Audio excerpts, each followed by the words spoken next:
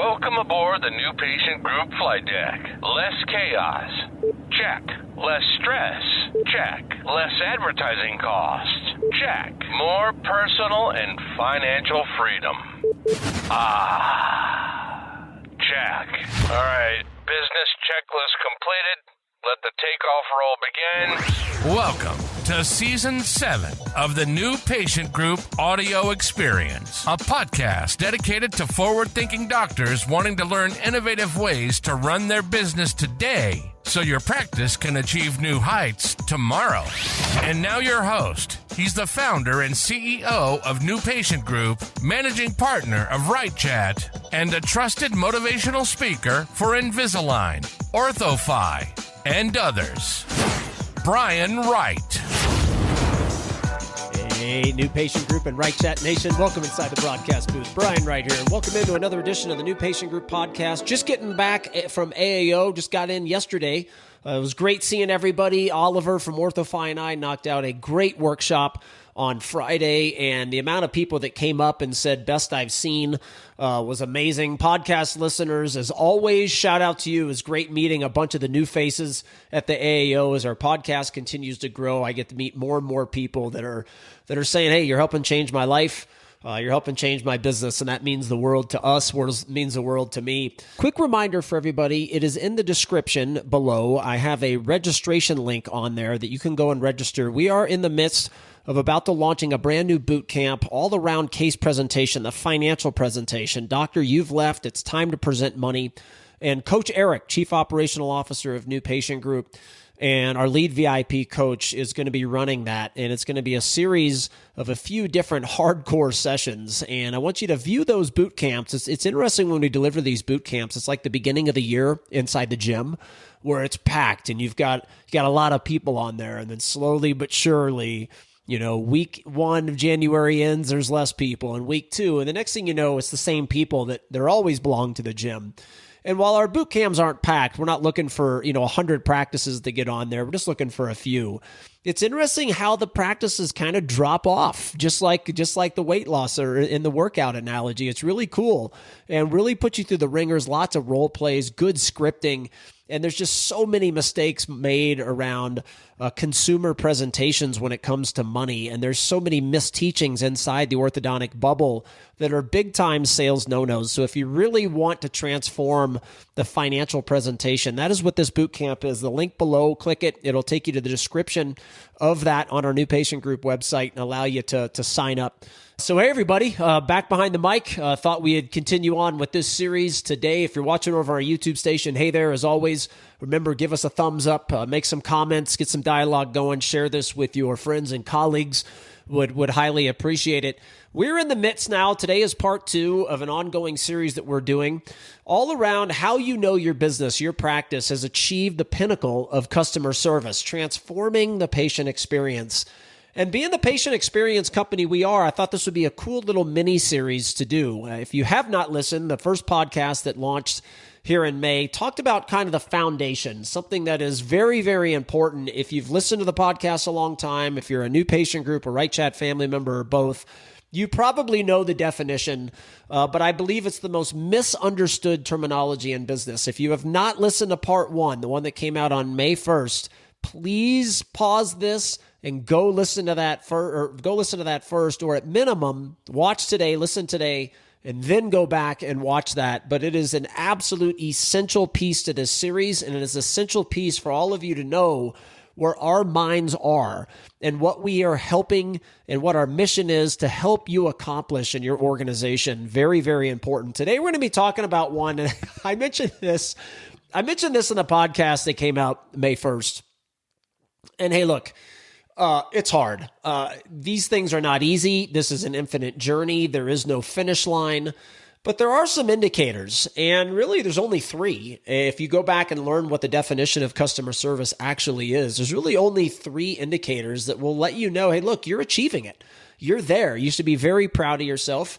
Now the work has kind of changed. You got to make sure that you stay there, which a lot of times is harder than getting there to begin with. And that's like anything in life. That's sports. You win the World Series once, getting back again and winning it's even harder than the first time. There's all kinds of reasons for that.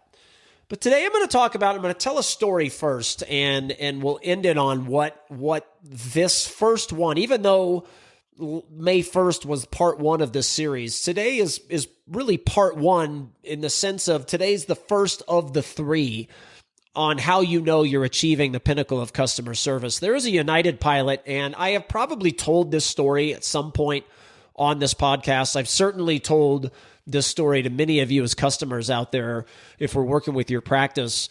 And, as a pilot and flying planes like I do, there's a lot of moving parts just to get the plane ready to go. Like a lot of checklists, a lot of interacting with ATIS, which gives you airport information, winds and takeoff, departing runways.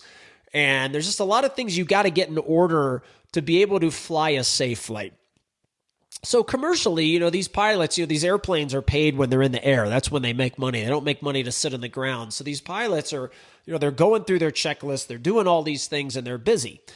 Just like, we're busy with what we do, just like you're busy with the daily interactions of what you do. The problem with busy as a pilot flying a commercial airliner, the problem with busy being a coach and our company does, of course, digital marketing as well. The problem with you being busy inside your practice is it takes away from what I very much believe, we very much believe on here, is everybody is in the people first business, right? United Airlines, Delta Airlines, all of these airlines, you're buying a ticket. It's their job to fly you there safely. But the things that you remember are all the, when you interacted with their customer service team and you checked your luggage and you walked on the plane and all these non-plane flight things is really what you remember most, unless, of course, something bad and tragic happens.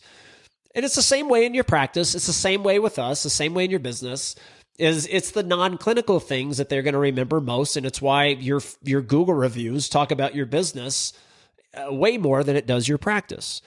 So I say that because credit to this United Airlines pilot for still understanding, look, I'm in the people business first. Without understanding that, I don't have a paycheck every single month because the people are what delivers the revenue to, in this case, United Airlines. So this pilot will come out, and this is more once almost everybody is boarded. There may be a few latecomers, but the doors are getting ready to be closed. And the pilot comes out and he will grab the microphone, the one that, the flight attendant up front speaks on. And he tells a story, and the story's really neat. It's the flight plan that he filed and where we're going to be flying over. And he thanks everybody for their business and their trust and their loyalty and says, without you, I don't have a job. We don't have a job. And how much we know your trust in United Airlines, how much just how much that means to us. And we want all of you to know it. And, he does his spiel, and his spiel is very nice. It's not long, but it's powerful. And then when he hangs up the mic, he then goes to first class. And I've had this pilot 3 times, which will show you that I probably fly too much. But it's easy to know when you've had a pilot like this because he does things so uniquely, so different. And, you could have the same pilot 25 times, but if all they do is sit up on the flight deck and you never really see them, you're not going to know you've had them more than once. Well, this guy, he sticks out like a sore thumb in a very good way. So he gets done and he comes up, and I have a lot of miles. United's my airline, a lot of miles, so I get upgraded to first a lot. And the 3 times that I've had him, I happen to be up in first. And he comes and he goes to every single passenger in first class, calls them by name, by last name, and thanks them for the business, right? So on top of the microphone thanking, he goes to each one. Then as he's going, he goes to the global service members and the 1K members, which are the 2 highest status you can get with United. I'm a 1K. And when he gets to those, he'll say, Mr. Wright, I want to appreciate you being a 1K. And he'll actually have the amount of miles. Like it looks like you're passing, miles 687,000 with us. That means a lot. And that data is available on the app. So they have the data. But just like a lot of your new patient paperwork out there, you have to have somebody that gives a damn enough to actually look at the information and use their imagination on how they can personalize the experience for that patient and that family that is walking through your doors. So this pilot has all that information. He actually uses it. Now, the point of me bringing this up and how it relates to what we're going to be talking about today is one of the pinnacles that one of the ways you know you've achieved the pinnacle of customer service is when every single employee does it. All right, whatever your teachings are, whatever your vision happens to be, whatever it is, every employee has to do it. Otherwise, you will never achieve a brand that you are trying to achieve. And this is very difficult, right? And that's why when we're done with this series, we're going to dive into, and I said this on the last podcast I want you to go listen to. Once we're done with this series, we're going to dive into a new 3-part series that talks about how you actually accomplish these things. And the problem for United Airlines, just like the problem for your practice and most businesses, is this gentleman, this United Airlines pilot, as hard as he works and as everything he's putting in his energy and effort to, of course, be a great pilot and get people there safely, but the other side of the business that actually is going to get people to remember and pay more and come back and be loyal, he's doing something that none of the other pilots are doing. And it's the same way when you walk on a flight. You have, and I pay attention to this stuff because I guess I'm weird, but I do what I do, for a living. So I pay attention to everything and I break it down like, well, you could have done this and that and everything. And it's hard for me to turn it off. And the other piece that you see when you walk on an airplane a lot is you have really 2 scenarios. You have flight attendants that are busy doing their work, right? So like your clinical assistants cleaning up the sterilization room, grabbing the next tray, setting up the next tray, grabbing their next patient, getting rid of this patient up front so they can get the next patient. A lot of the flight attendants are the exact same way, right? They're setting up their trays and making sure the coffee pot is where it needs to be. And they're just all in their flight attendant job description world. But then every once in a while, you'll walk on an airplane where you have a flight attendant that's acting like what we teach all of you to have a concierge up front, which is standing there and they are meeting and greeting every single passenger that gets on the airplane. And they're stating a compliment, meaning, little Joey goes by and it's like, dude, I love your baseball that you're holding. And then Mary Jones passes and she's like, hi, welcome aboard. I love that blouse. It looks so pretty on you. And then, Tom comes in after Mary Jones and she's like, boy, that suit looks handsome on you, sir. Thanks for joining us. Thanks for coming aboard. Every single time. Remember, people, business first. So while some are just inundated with their flight attendant duties, others realize I'm in a people business first. The flight attendant duties will happen, but I need to find a way to be more efficient with them because I'm going to be a people business first person, and I'm going to greet and make a compliment on every single person that gets onto the airplane. And again, these are few and far between. They stick out in a good way like a sore thumb. But the problem again for United is that they are never going to be known for this. All the work the pilot puts into it, all the work some of those flight attendants put into it, they will never be known for a people business first, high-end brand experience, customer experience, and receive the loyalty from their customers that they otherwise would because not everybody does it. Now, in this case, very few do it, right? So the very few that do it really stand out. Like I remember these like they were yesterday, even though these have now been quite some time ago. This is the exact same thing for your practice, or if you're a restaurant, a plumber, a lawyer, like I said, a doctor, a whatever business owner, is that the first of the 3 ways you know you've achieved customer service, the pinnacle of customer service, is that you can confidently say to yourself that your employees do it every single time. Especially when you're not looking, right? That new patient walks through the door and all of the VIP greeting training. And if you do a tour, all the tour training and the digital workflow training, the new patient call training before they even come through the door, all the TC exam, doctor exam, presenting money, pending treatment, OBS. Are they all doing it every single time the way you want it, the way your vision is, the way you have hopefully hired somebody that are experts in the people business side of your organization like we are they doing it every single time? And that is a question all of you need to ask yourself, answer honestly, and the honest answer is most likely no. And that is something that you need to work on if you truly want an exceptional brand that will become famous in your community, like we teach and like we want for all of you.